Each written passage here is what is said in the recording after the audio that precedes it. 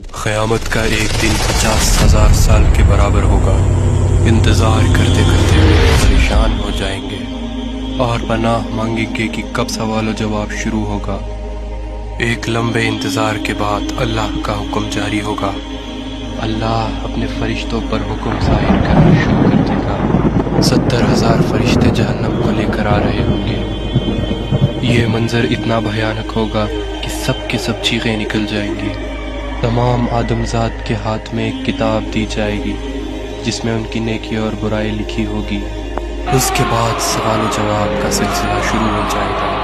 انسان اگر جھوٹ بولنے کی کوشش کرے تو اس کی زبان بند کر دی جائے گی۔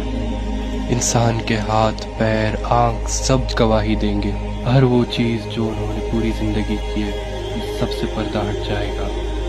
وہ دن یوں بھیانک ہوگا کہ کوئی بھی بچ نہیں پائے گا۔ انسان من ہی من یہ دعا کرے گا کہ وہ پھر سے دنیا میں چلا جائے تاکہ اس کی نیکی بڑھ جائے اور گناہ گھٹ جائے۔ جب انسان اپنے والدین یا اپنے بھائی بہن سے نیکی مانگنا چاہے تو وہ اس سے انجان ہو جائیں گے۔ اس سوال و جواب کے سلسلے میں اللہ انسان سے کہے گا کہ پہلے کتاب کا پنہ پڑھو۔ اللہ اگر اس سے راضی ہو گیا تو اس کتاب میں سے سارے گناہ معاف ہو جائیں گے۔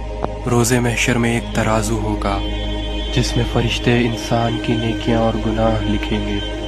کچھ انسانوں کا گناہ یوں ہوگا کہ ایک پہاڑ کے برابر، کچھ انسانوں کی نیکیاں یوں ہوں گی کہ صرف ایک کنکر کے برابر۔ اللہ انسان کے اندر کا ایمان دیکھے گا۔ اگر انسان اپنی پوری زندگی میں یہ مانتا تھا کہ اللہ ایک ہے اور اس کے سوا کوئی معبود نہیں تو اس کی رحمت اس پر برس جائے گی۔ ان سب کے بعد انسان کو کل صراط کا راستہ پار کرنا ہوگا۔ یہ راستہ تلوار سے بھی تیز اور بال سے بھی باریک ہوگا۔ جس کے اخلاق اچھے ہو اور ایمان تیز ہو ان کے لیے یہ راستہ آسان ہوگا، اور جس کا ایمان کمزور تھا وہ سیدھا جہنم میں جائے گا۔ کل صراط پار کرنے کے بعد اللہ کا حکم ہوگا کہ لوگوں میری جنت میں داخل ہو جاؤ، ایک خوبصورت جنت جہاں پر دودھ کی ندیاں بہہ رہی ہے۔